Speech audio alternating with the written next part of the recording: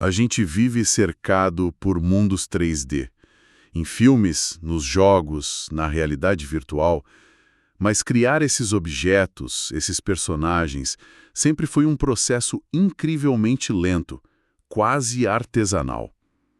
Agora, e se uma inteligência artificial pudesse fazer isso, não só automatizar, mas gerar objetos com um nível de detalhe assim que parece ter sido esculpido à mão?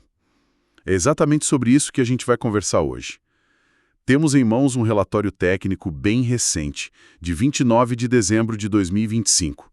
Ele fala de uma nova ferramenta chamada UltraShape 1.0, e nosso objetivo aqui é entender como essa tecnologia parece estar resolvendo dois nós górdios da geração 3D por IA, a péssima qualidade dos dados que existem por aí e, claro, a dificuldade de criar aqueles detalhes finos que fazem um objeto parecer real.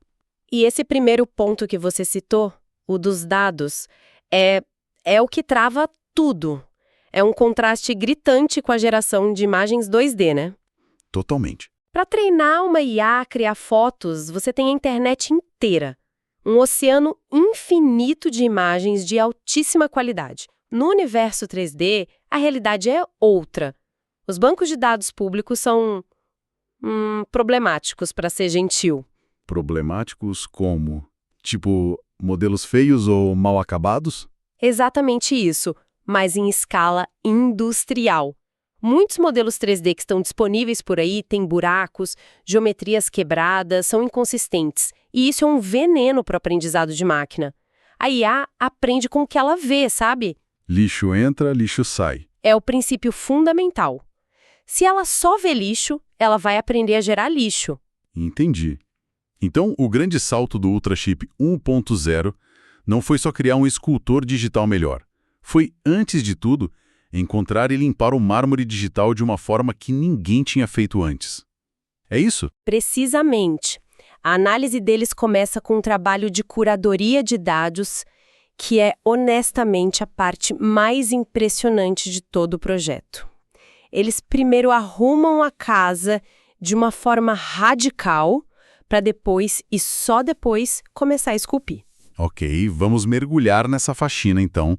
O relatório diz que eles usaram um banco de dados público gigante, o Objaverse. Que universo é esse? Pense no Objaverse como uma biblioteca digital com cerca de 800 mil modelos 3D. 800 mil. De tudo que se possa imaginar. É um volume absurdo. É uma quantidade gigantesca de material para analisar. Exato, o volume impressiona, mas quando eles foram inspecionar, encontraram problemas muito sérios. A geometria de muitos modelos era primitiva, pareciam feitos às pressas, sabe? E tinha uma inconsistência total nas poses. Você pegava, 10 modelos de guerreiro medieval e cada um estava virado para um lado numa posição diferente. Isso confunde totalmente a IA. E para piorar, muitos objetos eram como legos mal montados, com várias peças internas desconexas que quebravam o processamento. É como tentar ensinar alguém a cozinhar usando um livro de receitas onde metade dos ingredientes está estragada e as instruções estão fora de ordem. Como eles resolveram isso? Não dá para consertar 800 mil modelos na mão. De jeito nenhum. Eles criaram um pipeline de filtragem automatizado, em 3 etapas. A primeira foi genial. Usaram um modelo de visão-linguagem, um VNM. Certo. Na prática, eles tiraram fotos de cada um dos 800 mil modelos, de vários ângulos, e mostraram para essa IA de visão. E ela foi treinada para identificar e descartar automaticamente o que era simples demais, o que tinha ruído visual ou o que era simplesmente irrelevante. Então a primeira peneira foi visual. E as outras? A segunda atacou o problema das poses.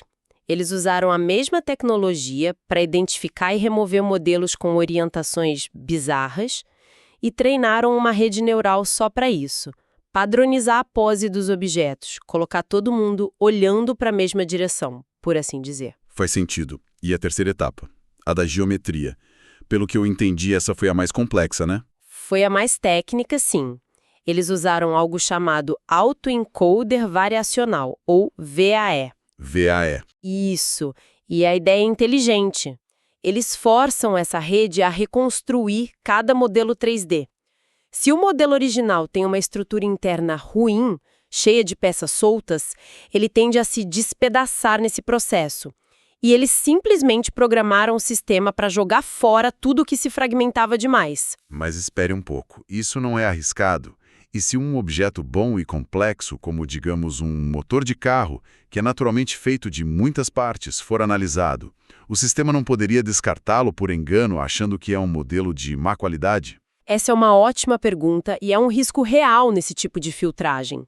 O que eles fizeram para mitigar isso foi ajustar a sensibilidade do sistema. O critério não era só ter muitas peças, mas sim a conectividade entre elas, sabe?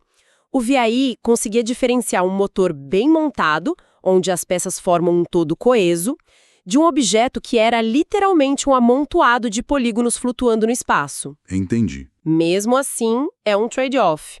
Eles provavelmente perderam alguns modelos bons no processo, mas ganharam um conjunto de dados muito mais limpo e confiável. E os números que o relatório apresenta mostram o tamanho dessa limpeza.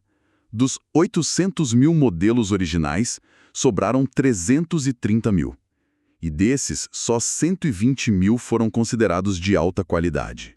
Eles jogaram fora mais de 80% do material original. Uma redução drástica.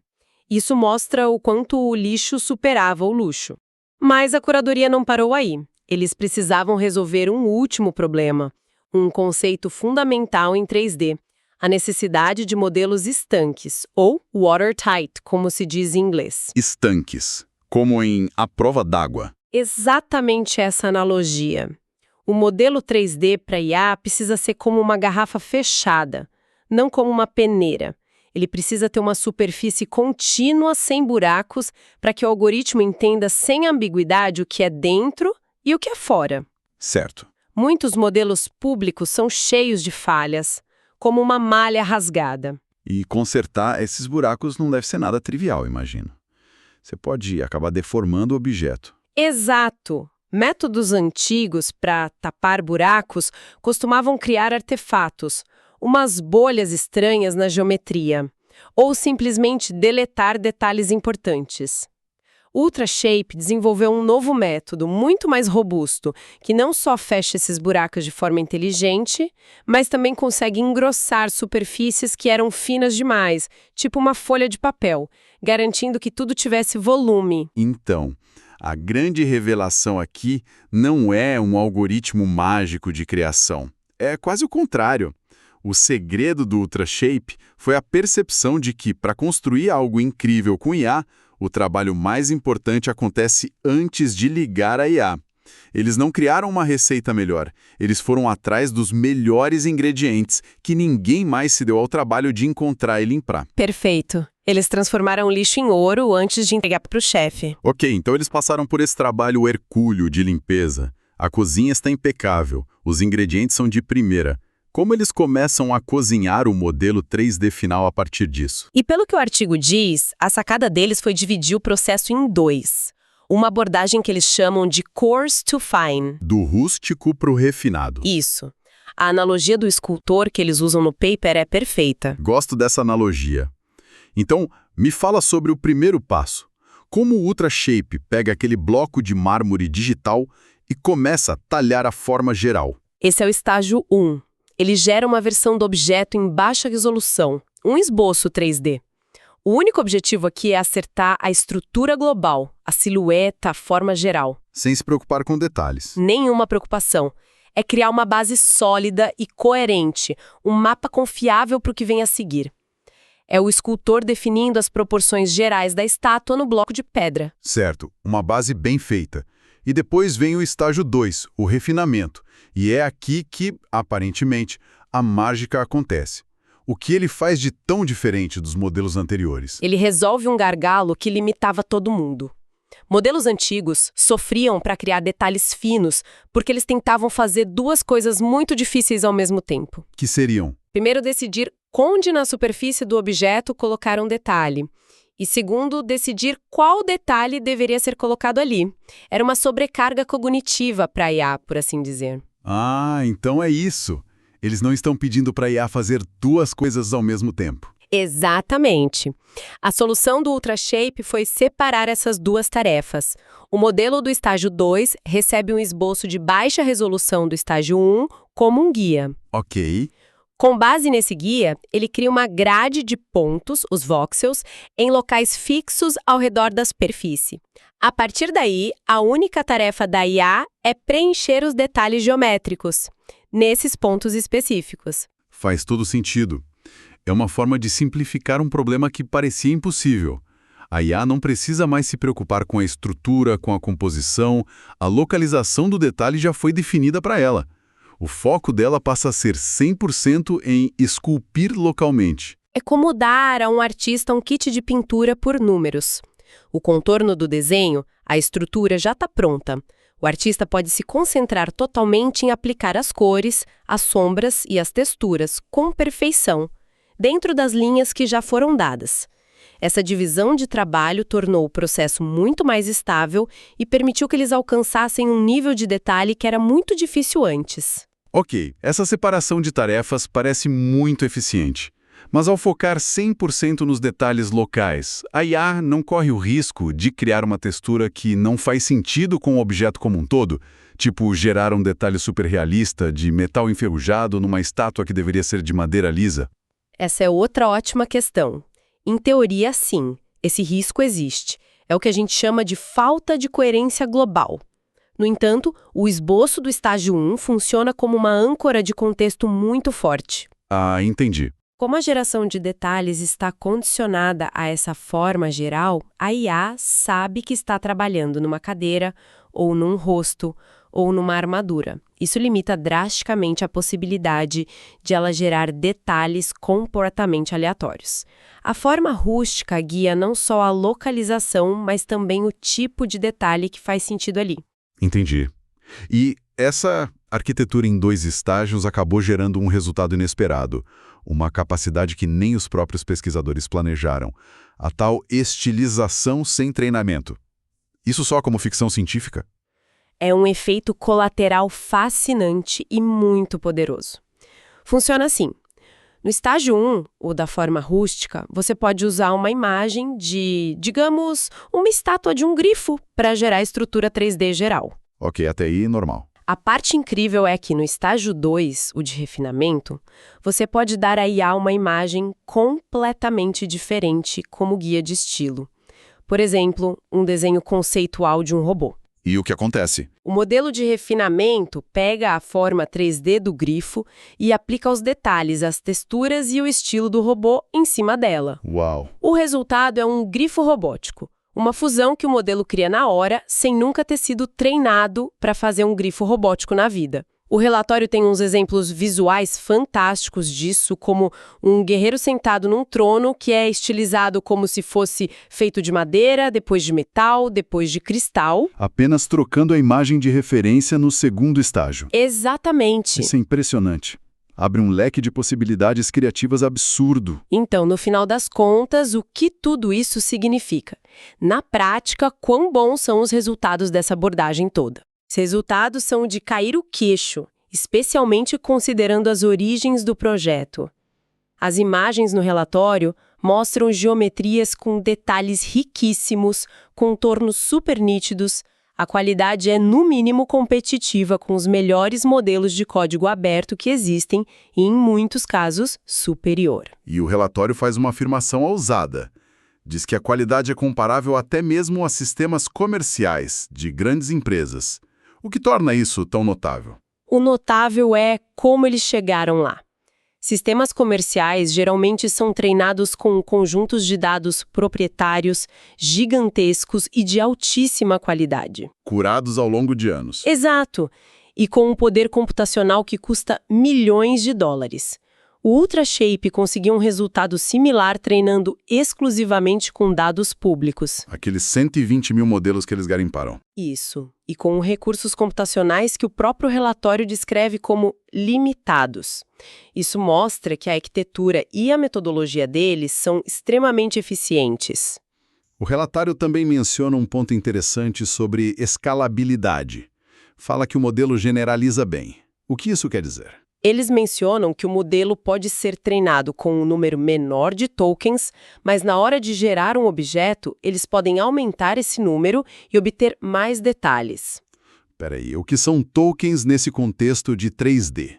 Em linguagem, são palavras ou pedaços de palavras. E aqui? Ótima pergunta.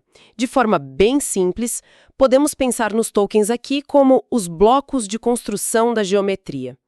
Cada token representa um pequeno pedaço da superfície do objeto, com sua forma e orientação. Certo. Treinar com menos tokens é mais rápido e barato. O que eles descobriram aqui, mesmo treinado com, digamos, 1000 blocos de construção, na hora de gerar o objeto, eles podem dizer para a IA usar 2000 ou 3000 blocos. E o modelo consegue se adaptar. Ele consegue improvisar e usar esses blocos extras para adicionar mais detalhes e aumentar a resolução, sem precisar ser treinado de novo. Ele se adapta em tempo real. Incrível. Então, para amarrar tudo, se a gente tivesse que resumir o sucesso do UltraShape 1.0, seriam essas duas ideias, certo? Primeiro, essa dedicação obsessiva em resolver o problema dos dados na fonte, limpando o terreno antes de construir. E segundo, essa estratégia de dividir para conquistar, de esculpir em 2 estágios, que simplifica a tarefa da IA e permite um foco sem precedentes nos detalhes. Exatamente. E se a gente conectar isso ao quadro geral, essa abordagem de separar a localização espacial da síntese de detalhes, usando a estrutura rústica como uma âncora, para o refinamento. isso é um passo conceitual muito importante. Torna esses sistemas de geração 3D mais escaláveis, mais eficientes e, o mais importante, muito mais práticos para serem usados no mundo real, em estúdios de jogos ou de efeitos visuais. E isso me leva a uma reflexão final. O relatório se foca o tempo todo na criação de objetos estáticos, parados. Mas o que acontece quando a gente aplica esse nível de fidelidade geométrica e essa capacidade de estilização maluca ao mundo da animação? É a próxima fronteira lógica, não é? Sim. Em breve, será que poderemos pedir a uma IA não apenas para crie um cavaleiro medieval com armadura detalhada, mas sim crie e anime um cavaleiro medieval com cada peça da armadura se movendo e refletindo a luz com o estilo de um robô futurista? O que isso vai significar para o futuro da produção de jogos, de filmes, quando a criação de um personagem complexo e animado se tornar tão ágil quanto digitar um parágrafo de texto? A barreira entre a ideia e a execução, ela parece estar se tornando cada vez mais fina.